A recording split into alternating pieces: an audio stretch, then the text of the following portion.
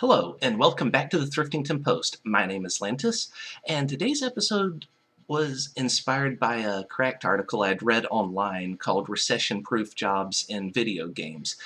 And, it's kind of funny. It's like, well, what jobs would never be in danger of disappearing in a recession in, the virtual video game world? And it was things like the people that clean up castles, because, oh, the hero goes through castles and chops everyone up. So you're always going to need people to go in there and clean up after the hero that just butchered everyone. So, I thought that was funny. So I thought, well, what about World of Warcraft? Surely there's, parallels that can be done there. So that's what today's episode is: recession-proof jobs in World of Warcraft. And so I do have a list of jobs that I came up with that are recession-proof in the World of Warcraft. First of all, though, the expected job that would be recession-proof are the vendors that you see in town, because, surely they're loaded. They're always giving you money whenever you go to them, but that's not true at all. They're giving you a lot of money every time you go to them. How often do you actually give them money? You might buy like some food from them or some Tomes of the Clear Mine. Like, I go by there and I pick up some chicken skewers. I like chickens, by the way.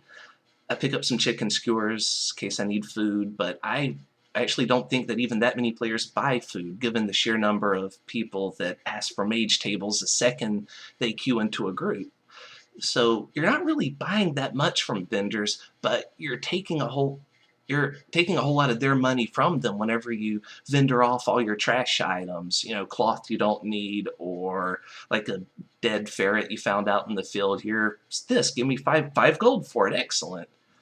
They're paying you all this gold for these trash items, and you never see any vendor in the game selling trash items, so these things are not being resold.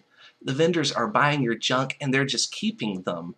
They're stashing them away for whenever they get home, not to a life of luxury, but to the disapproving scowls of their family, who want to talk to them about their problem, but they can't do it right then because the vendor has to go and do their hair up for the latest episode of Hoarders that they'll be starring in. Or if it's an Orgrimmar vendor, Hoarders.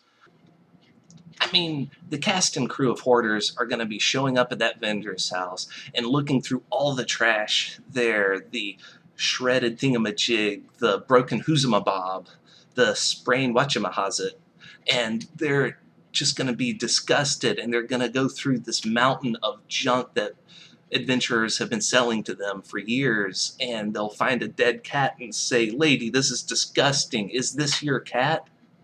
What do you mean you bought a dead cat from somebody? It came like this? Now, yeah, there are the vendors that people do actually get stuff from and probably don't vendor stuff to that often. Those would be the epic gear vendors, the honor guy, the valor guy, but they aren't giving you those epics for gold. They're giving them, well, for the most part, there's like those terrible gold shoulders you can buy from the Shadowed Pan Assault. So those are outlying things where you do pay gold. But for the most part, you're not paying with gold. You're paying with valor, with honor. You're paying for that gear with concepts. You go in there and say, "Hello, Mr. Vendor. Guess what I did today?" And then you regale him with your tale of honor and bravery. And he's like, "That's amazing. Have my pants. I insist that you own them." And then you do. And they're not going home with 1 cent. They don't make money off of selling you that stuff. So in a recession, their jobs are cut right away. And then there's also the exotic mount vendors, and they seem to be making a lot of money selling things like the traveling tundra mammoth, or what is it? It's a giant yak that cost over 100,000 gold. But those NPCs are surprisingly addicted to meth, so they end up completely broke at the end of each month, especially with how rarely those mounts are actually sold to anyone. So they really don't make that much money. And the black market auction house was brought to you by M. Night Shyamalan, so they were dead the whole time. There's no NPCs there to make money. That's how it is. But speaking of death, I'm Sure that let's say the spirit resers, for example, they're probably rolling in the dough with all the people they have to resurrect, but again, they're dead, they're not making money. Doesn't matter if their jobs come or go in a recession, so we'll just dismiss them. And that, I suppose, actually concludes today's episode on non-recession proof jobs in World of Warcraft.